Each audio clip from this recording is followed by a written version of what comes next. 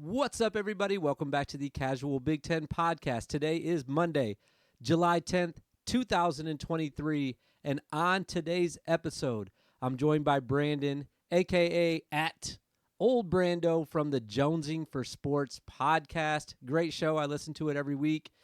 We're going to dive deep into the Michigan football season, what's coming up, what's happened in the offseason, and all the things that are going on with Michigan football.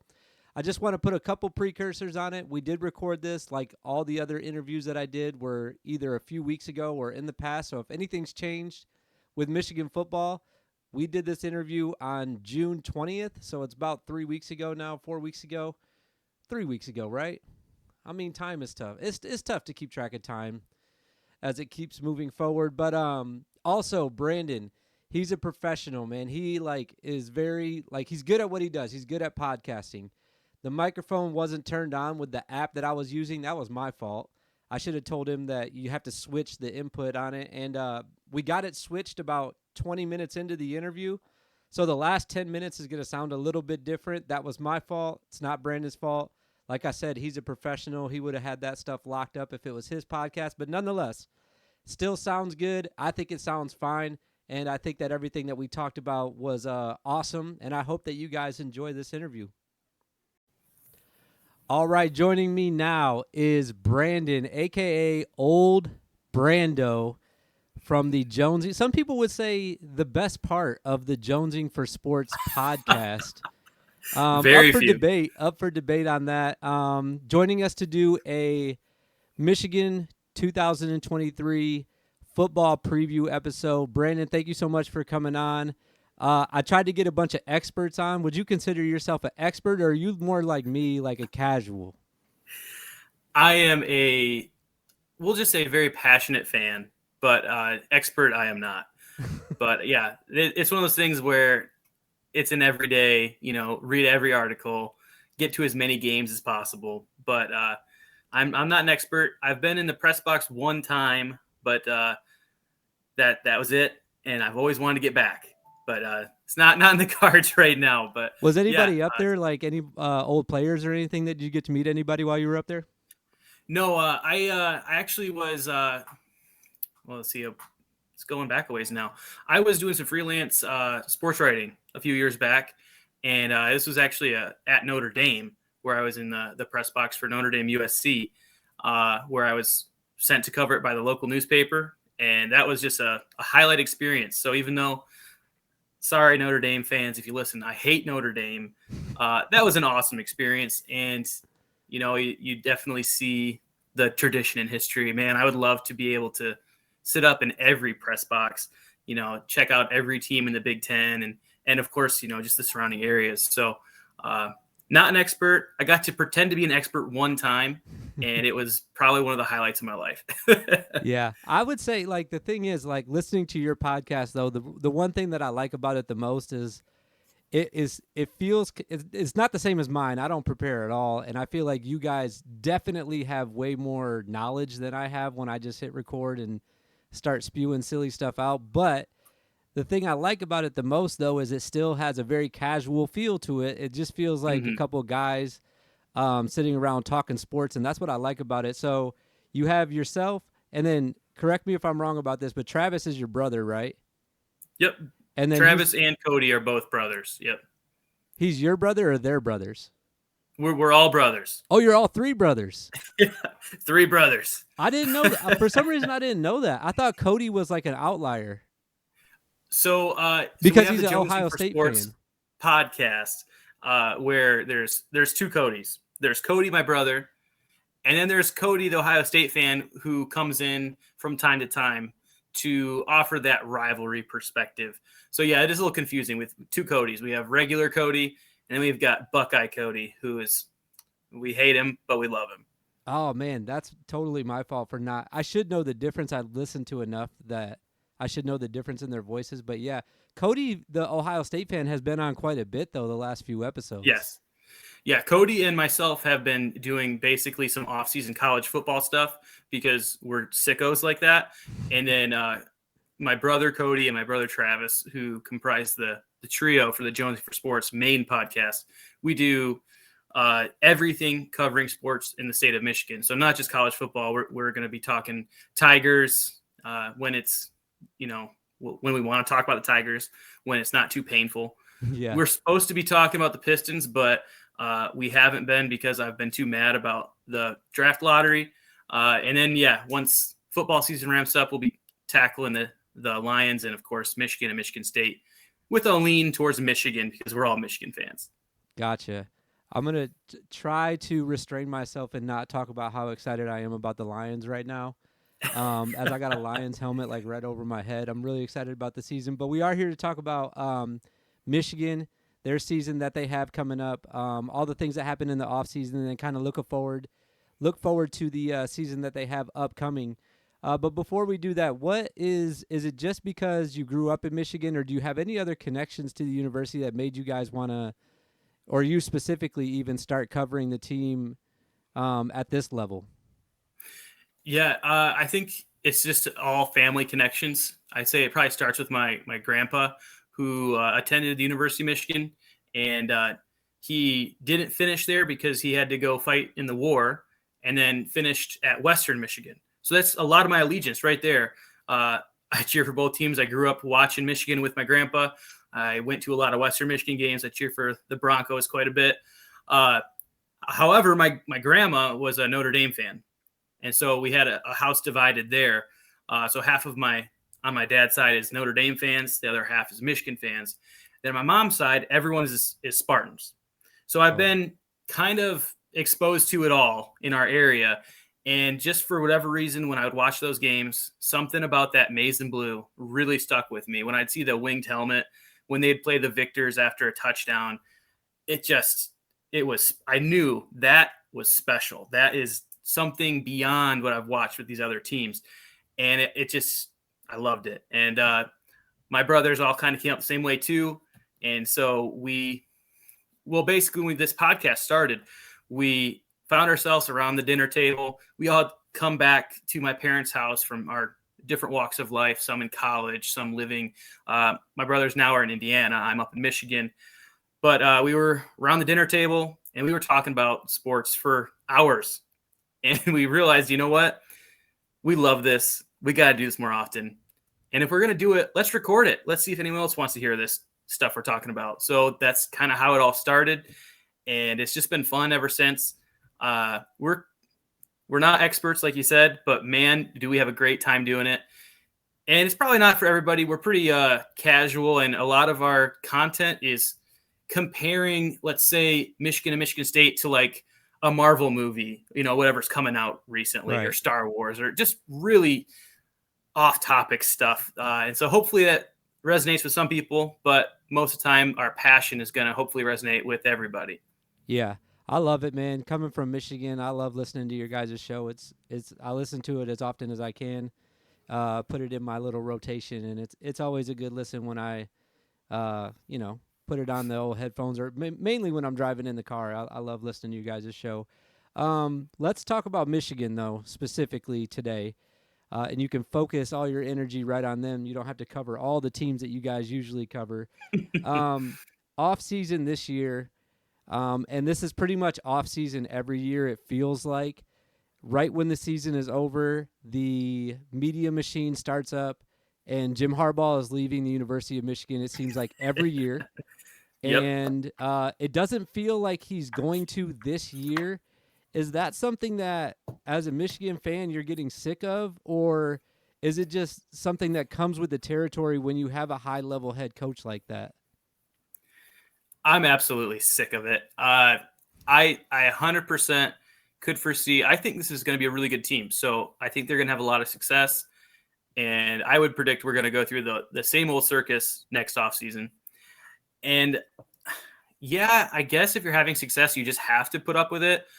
But it doesn't mean you have to like it. I think it does damage the team with recruiting. And at some points, I almost think just go, man. Like, let's just get this over with. But honestly, that's probably not the right response because we haven't had this level of success basically since I started cheering for Michigan. As like, before I started cheering, is when they were winning national titles and Heisman trophies. And then as I started to really get into it, all of a sudden we can't beat Ohio State. So I really shouldn't be complaining about stuff like that. But yeah, it does get on my nerves. And I do expect we'll go through it again next year. But hate it. Yeah, hate it. If you had to bet a week's pay, when is his last year at Michigan, do you think? Just based on like everything that's happened the last couple years and all the rumors and everything possibly going back to the NFL. Is this it? Is this like his, like you said, they're going to have a good team this year. Is he going for one more shot at a natty and then he's going to, you know, take his money and run in the NFL, or is he here to stay? If I had to bet, this is going to be an unpopular opinion. I do think that this would probably be his last year because of exactly what you said. This is going to be his best team, his best shot. A lot of the other teams around the countries are they're breaking in new quarterbacks. They're breaking in some new coaches.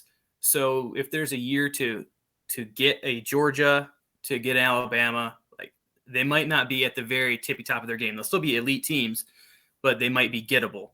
Where in the past, sometimes you just run into a super team and you can't do anything about that. So yeah, I think if I had to put money on it, it'd be this year, but I think it'd be positive. It'd be plus odds for sure. I'm not going to predict it, but I think this year could be it.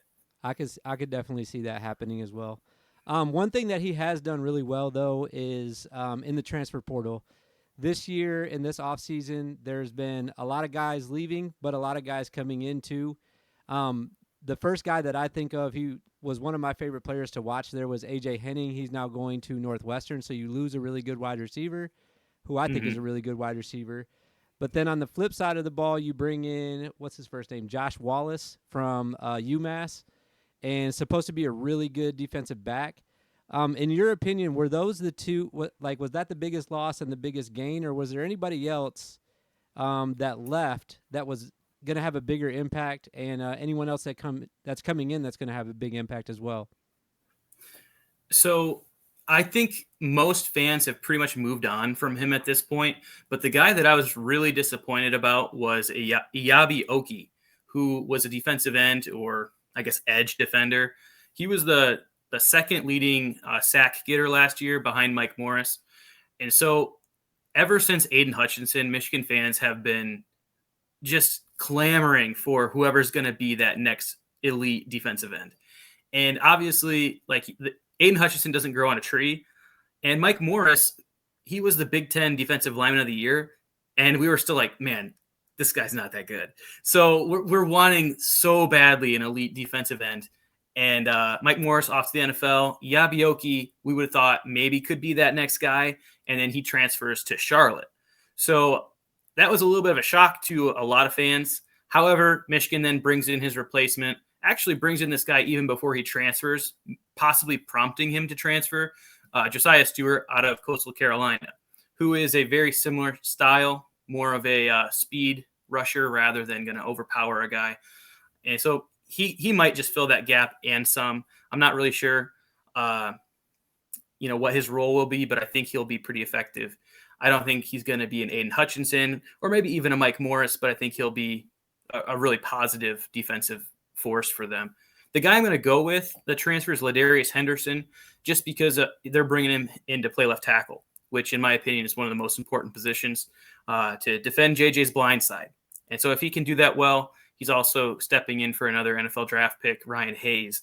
So that's my pick, Ladarius Henderson, but they really did a good job in the transfer portal. They brought in, you said Josh Wallace. You could talk about guys like Ernest Hausman is a linebacker who is, everyone thinks he might even take Mike Barrett's job at linebacker, which is almost sad because the guy came back for a sixth year and had a great year last year. But yeah, lots of studs coming in. Ladarius Henderson is probably not the popular pick, but just from a position of need, I'm gonna go with Henderson. I didn't even know the first guy that you mentioned went to Charlotte. That's an interesting decision for him. Yeah, he followed Biff Poggi was a assistant on the Michigan staff who then took that Charlotte head coaching job. And he was the guy who kind of coaxed him to join Michigan in the first place. He's kind of like a mentor figure for him. So actually quite a few guys. Nikhai Hill-Green followed Biff Poggi to Charlotte. I think there's one more guy that might have went to Charlotte as well. I can't remember. But I'm with you. AJ Henning is a huge loss, in my opinion, but the coaches didn't really like him at wide receiver. I think I was at the Indiana game where he dropped a pretty big touchdown. It was right in his breadbasket.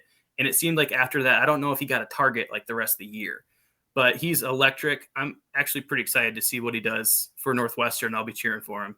Yeah, I think that because they got a new quarterback as well. They got a transfer from Cincinnati, so I'm cheering for him as well. I hope he does well at Northwestern. I always have a soft spot for Northwestern. I don't know why. It's like their little brother type mentality. I don't know why. Like, they never really won anything, especially in football, so I always cheer for them a little bit. But switching gears just a little bit, I was listening to one of your guys' recent shows, and you were talking a little bit about how the scheduling for not this year but next year is going to change. There's going to be no more divisions, and the top 2 teams were going to be in the Big Ten championship game. One of the takeaways I had from your guys' show, and this is something that I hadn't really thought about yet, was the fact that it could be bad for the league in the sense that the last game of the year, the Michigan-Ohio State game, wouldn't be as meaningful as it usually is because the next game would be the more meaningful one, and that game's taking place in Indianapolis. And I'm stealing exactly what you guys said. I hadn't thought about that. I was only selfishly thinking about the fact that we could possibly have, and again, if this was last year, we would have had back-to-back weeks of Michigan and Ohio State. So I was like, that's awesome. But I never thought about the aspect that you guys talked about. So talk a little bit more about that schedule, though, and like what you guys were saying kind of on the pod about how you didn't really like how it's changing. But you did make some good points about how you kind of went both ways. You said you liked it, but you said it could be bad. Just talk a little bit about that for a second, if you would. Yeah, so the new schedule format, I think the way they went about it is really good. They call it the Flex Protect Plus, which someone was trying way too hard with that name. I think I just call it the Flex model, where not every team has to have the same amount of rivalries, which makes sense because Iowa is using all 3 of their protected rivalries, which is fantastic because Iowa should play Minnesota. Iowa needs to play Wisconsin. They need to play Nebraska. Those are games that should happen every year. With Michigan, obviously we want to play Michigan State, and we got to play Ohio State. We got to play the game. But there's really, I mean, if you're going to fill that 3rd spot for Michigan, you could maybe put in Minnesota, the Little Brown Jug. In my opinion, it's not a game that has to happen every year just because of it hasn't been a competitive rivalry. So I'm fine with that. You could fill it with Northwestern. That's a trophy game. And you can fill it with any number of other teams. But I really like that they're not forcing these teams to play 3 teams every year if they don't have 3 teams they need to play. So Penn State doesn't have any protected rivalries, which is crazy. I actually would have preferred to see them play Ohio State every year. I think that's been one of the best games in the Big Ten every year. But I understand the reasoning for Ohio State to not want to have a year where they're going to play USC, Penn State, Michigan. You're really kind of making a very difficult schedule for them. The SEC would never do something like that. So I understand why they avoided that. So in general, I thought they did a pretty good job with what they're working with, just with expansion. You have to make something like this work. On the other hand, yes, it is a trade-off. If we're looking at Michigan and Ohio State last year, that game, they would be replaying it the next week. Michigan played Purdue, which, you know what, that's a pretty lame Big Ten championship. It would be more exciting for the average fan to watch Michigan play Ohio State again. But If you're Michigan and Ohio State, obviously you're draining the value of the original game a little bit. And it's just a trade-off. If you go back to, let's just say, BCS era, when we had just one national title game, I don't know about you, I was ready to have a 14 playoff because I looked at undefeated teams. Like, I think there was a TCU in there that was 13-0, Utah that was 13-0. Multiple undefeated teams get left out just because they're not as well liked. I think they deserve a shot. 14 playoff helps us there. Trade-off, okay, now bowl games don't matter almost at all. We have a huge amount of players that are sitting out, which honestly, I say that, but I still watch like all these bowl games. But for a lot of people, they don't care as much. We go from 4 teams to 12 teams next year, which I am for. but yes, the trade-off is you're going to have these regular season games. They're going to lose a lot of meaning. Last year, Alabama would have easily been in that 12-team playoff. They didn't win a single game that was really impressive last year. I guess if you want to count the Texas game, but Texas was, I think, 7-5 or 8-4 or something like that last year, and they probably should have lost that game anyways. So, yeah, if you're going to reward a lot of mediocre regular season play, and then you're never going to see Alabama miss a playoff. You're never going to see Ohio State or Georgia miss the playoffs, which I think is a bummer, because you're going to basically have them doesn't matter if they lose one game or two games there, devalues that big upset. So that Tennessee beats Alabama where they tear down the goalposts. They might still tear down the goalposts. It's still going to be awesome, but there's a little bit of extra joy when we just ended their season. Yeah. So personally, that's a trade-off, but it's, you know what, that's the price of progress, I guess. And I think it's best to try to just stay positive and say, this is what it's going to be. And I think there's some really great highlights that we're going to enjoy. And yeah, I can't wait for the 12th team, because it's just going to be insanity.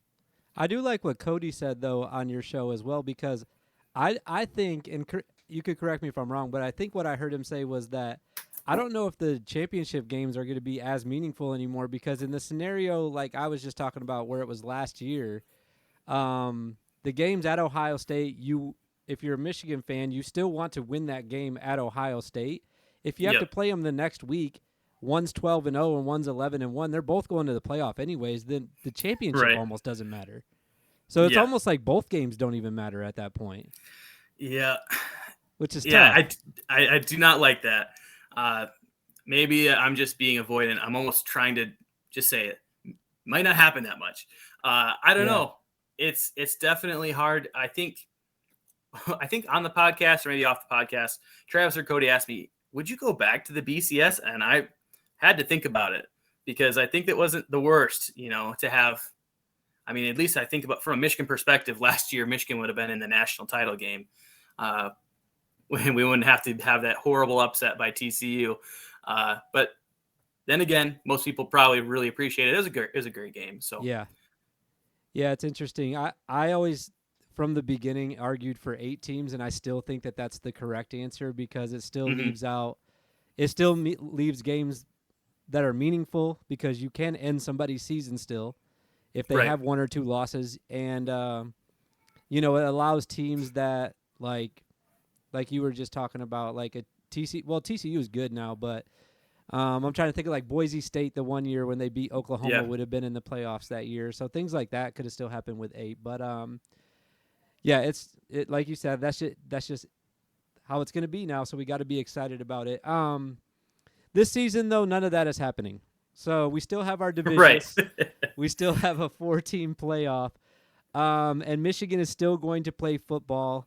And they are the back-to-back defending Big Ten champions. You are the representative for the Casual Big Ten podcast for Michigan. What does Michigan have to do this year to not only get back to the Big Ten championship, but to go ahead and win it again against whatever team they're going to be playing in the West, if they were to get that far once again? So, honestly, I think that for Michigan, they basically just have to go to work every week. No letdowns. They have gotten to a point where they don't necessarily have to do miracles. It felt like a miracle in 2021 when we beat Ohio State. Mm-hmm. And honestly, it still kind of felt like a miracle last year, where we went into halftime down against Ohio State, and then we just killed them in the second half. So this year, I think the narrative is changing a bit, where we know we can do it. We just have to go out and execute. Michigan has a terrible habit of taking their foot off the gas against lesser opponents, or even pretty good opponents that they just, for whatever reason, have a decent lead on. I would like to see Michigan go in with a killer instinct every single week, take care of business, and then get your second and third teamers out there to preserve health. Because I'm looking at these running backs like Blake Corum. Last year, I truly believe if he has a fully healthy season, that there's a very high chance he takes home the Heisman. Donovan Edwards, who would be the star running back on most teams, he had injuries. He didn't have a working hand basically for the second half of the season. So he had to carry the ball in his opposite hand, and he couldn't catch the ball, which is his strength. And it turns out he had a bad knee too. So we need our star players to be healthy.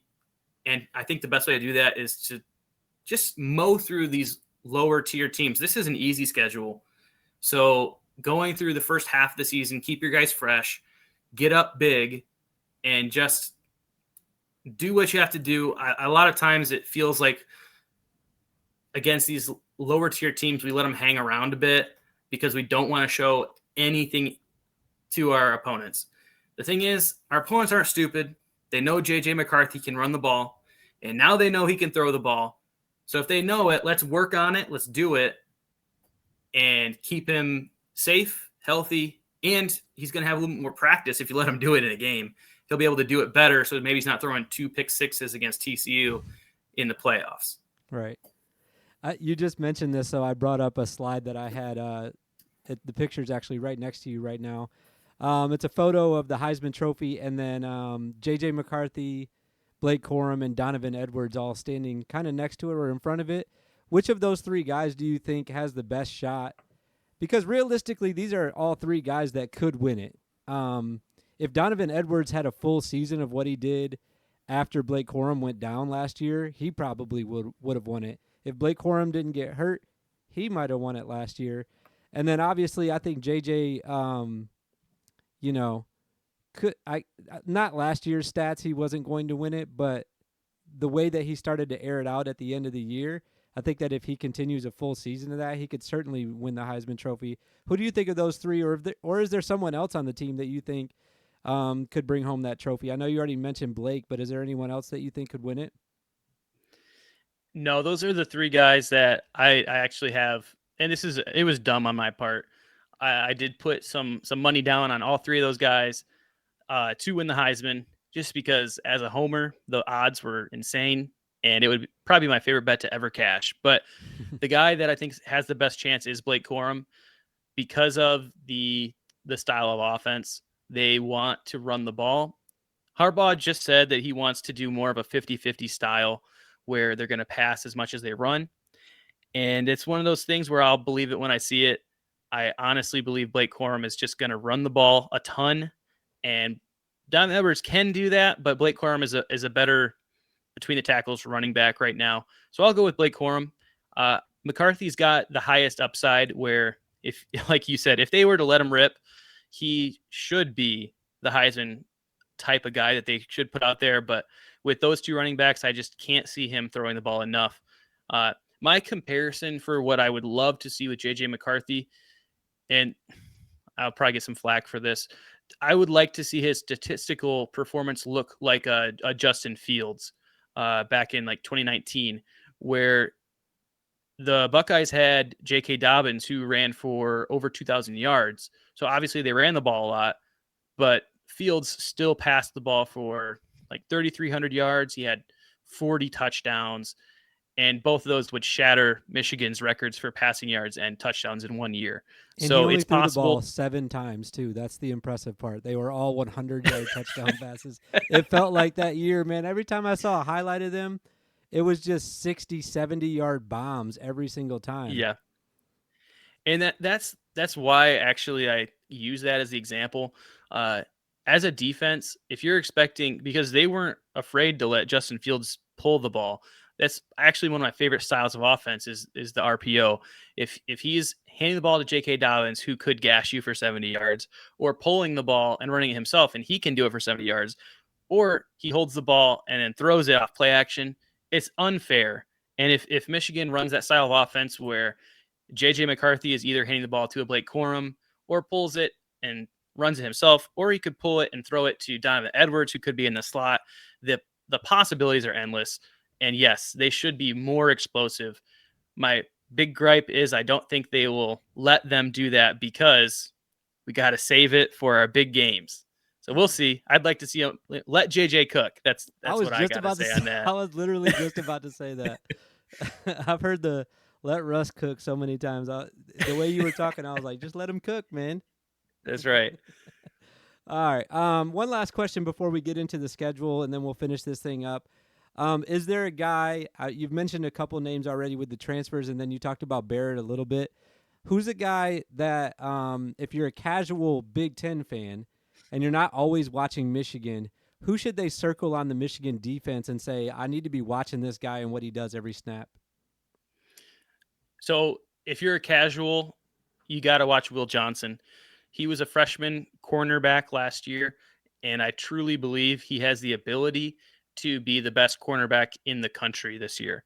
The only issue with my assertion is that there's a good chance that defenses won't throw on him. If you go through the roster, you can go through every position, and almost every position you do feel really good about. I would say, except for maybe the second cornerback spot, because and you can see that they brought in the transfer. You mentioned his name before, actually. It's Josh Wallace. Yep. I think he could probably play the position well enough, but I think that defenses or offenses are going to throw on him rather than throw on Will Johnson. So I'm not sure you're going to see a lot of him because he might literally just shut down one side of the field and then the offense says, well, we'll just take the other side. So Will Johnson is the guy that I think has the highest ceiling, but maybe more explosively. I might watch Braden McGregor. He's going to play defensive end, hopefully taking over that Mike Morris spot. And if it's not him, it could be Derek Moore. I'm not really sure which one of those guys is going to start, to be honest. But every year Michigan throws out a defensive end and he dominates. He gets drafted. Maybe not as highly as Aiden Hutchinson, but they've been doing it year after year. So one of those two guys is going to pop. And I think a lot of people think it's going to be Braden McGregor, who kind of looks like Aiden Hutchinson. So except with a lot more tattoos. So he's going to be fun to watch. Nice. I wanted to go. I promised that I'd try to keep this near 30 minutes. I was going to go through the entire schedule, but with Michigan being what it is and most fans being what they are, I'm assuming that you're predicting mostly wins here. So what I want to do is, if you didn't see my tweet, I have chosen Michigan to finish second in the Big Ten East behind Penn State as their only loss. I have them going 11-0, and I do have Penn State going undefeated this year. Wow. I think that's going to be a really tough game going into Happy Valley for Michigan this year. Both teams are freaking really good, and I'm going to be really excited to watch that game. But I did go ahead and select maybe to be a little bit different than everybody else because I feel like everyone's just putting Michigan automatically back in the Big Ten championship. So maybe it's a little bit of a, devil's advocate on my end. But I am choosing Penn State to win that game. Besides Penn State, because I do think that that's a game that Michigan can lose. I think that everyone can kind of agree that that's a game they can lose. Is there anybody else on the schedule that makes you nervous if Michigan's playing at full strength and plays a good game? Okay, so that if Michigan's playing a good game and I'm still nervous, it's basically just Penn State and Ohio State. Yeah. There's a trap game, but it would probably require Michigan not to play their A game to lose. I'm really squinting at Maryland because Maryland is going to happen in between the Penn State and Ohio State game. So it's sandwiched there where they're not going to take them. They literally cannot give Maryland as much focus as they would probably like they did last year. And even that game, Michigan won by, I think, a touchdown. Yeah. So the Maryland game at the end of the season is concerning because it's just like the Illinois game. When you're right before Ohio State, crazy stuff's probably going to happen, and you're just trying to get out of there without injuries. Michigan did not avoid injuries. We lost Blake Corum in that Illinois game, and I could see that Maryland game getting really, really close. Everyone is kind of really tight, and there's a little bit of a revenge factor. Josh Gaddis is the offensive coordinator for Maryland now. Oh, I didn't know that. He didn't have great things to say about Michigan on his way out. He didn't have great things to do when he left, though, either. So. Nope. he did not succeed at Miami, that's for sure. So we'll see if Gaddis 2.0 can get it done. That's definitely a tricky game. But yeah, the schedule I think sets up very favorably. And yeah, the Penn State game is the game to circle. Um, I also really am high on Penn State. Just with, I mean, what they did last year was impressive by itself, but they're bringing back a ton of guys, and I'm a big proponent of the offense getting lifted when you've got a 5-star quarterback. I know that's not a crazy thing to say, but I really think that Drew Aller is going to make a huge difference for them. It's not a crazy. I don't think a lot of people even know that about him, though. So it's really not a crazy that's thing true. to say. Like, he was, if I'm not mistaken, the top recruit coming out of his high school class in the country for quarterbacks. Wow. Yeah, I didn't know he was that high. I knew he was a 5-star, but I think by the time that Michigan and Penn State play, because it's later this year, he's going to be, found his rhythm, kind of got his sea legs under him. And that's, I honestly am kind of going back and forth which game makes me more nervous, Ohio State or Penn State, because I probably should always say Ohio State. But, man, that Penn State game being at Happy Valley, I think that's probably one of the most difficult environments in the Big Ten, maybe not just Big Ten, but the country. I'm so happy it's not at night. That might be the biggest difference for me, is to still be feeling good as a Michigan fan. So at the beginning of the podcast, you said potentially the best or favorite Jones. If you hang out in our Jonesing for Sports Discord, that is not the case. And I think most of the time I get a lot of hate because I'm actually probably one of the more negative Joneses. My brothers tend to be very positive. And so I'm kind of breaking my own mold here, because my prediction for this team, I truly believe that this is Harbaugh's best team, his best shot. And I love JJ McCarthy. And I think that this is a team that should go 12-0. That's my prediction right now. And it's going to sound like I'm just a crazy homer. If you had heard me on the podcast before, you would know that's not the case, because I send more hate towards my own team than I probably should.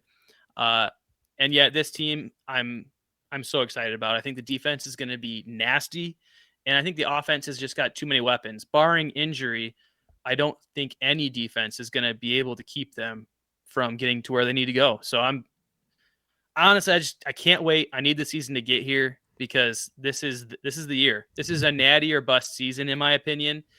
If they can't at least get to the national championship game this year, I really think that it's never going to happen. This is, the collection of talent is way too high, and next spring, they're probably going to break at least their own draft record.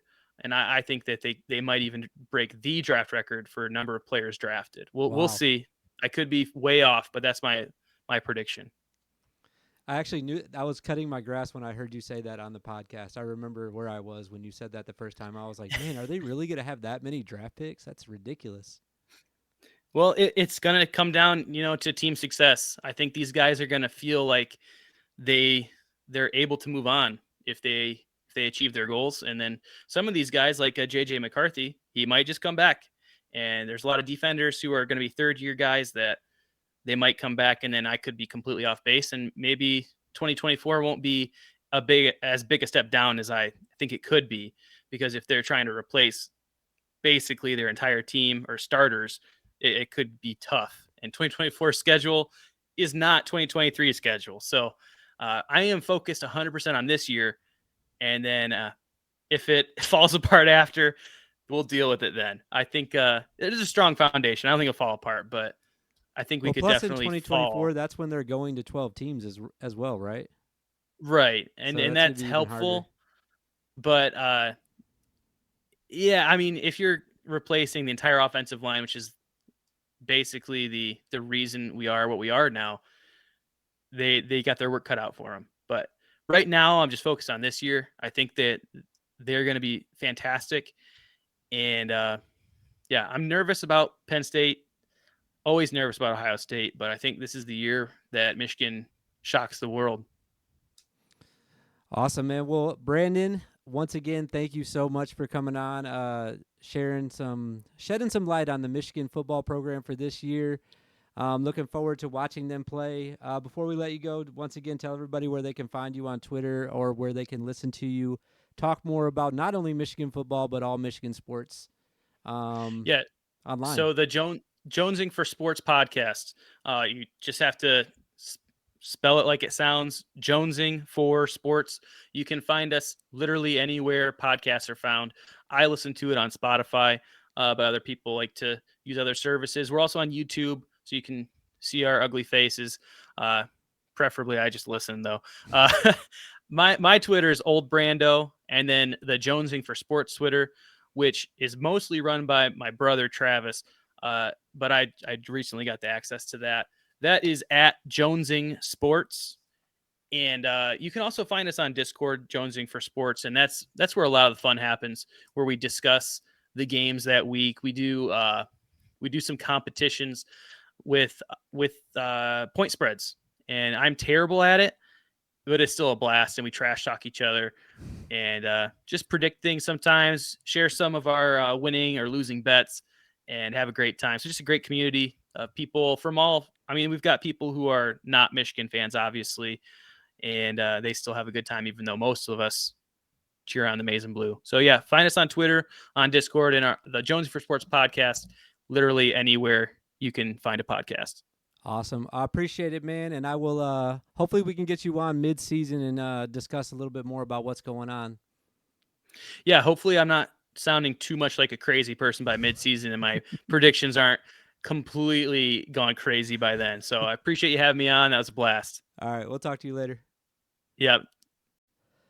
Hope you guys enjoyed that interview with Brandon, a.k.a. Old Brando, from the Jonesing for Sports podcast. Go give them a listen. Go give them a follow. Go give Brandon a follow. Great Michigan insight. I really enjoyed sitting down with him, digging deeper on the upcoming Michigan football season. As always, thanks for listening. Thank you for subscribing. This was part 1 of 14 parts that we have coming up. It's going to be a long week. Maybe not a long week, a fun week of digging deeper into these football teams and really understanding what's going to happen this season. Tomorrow, Purdue with Riles 23. Make sure you check that out. We'll see you guys in the future.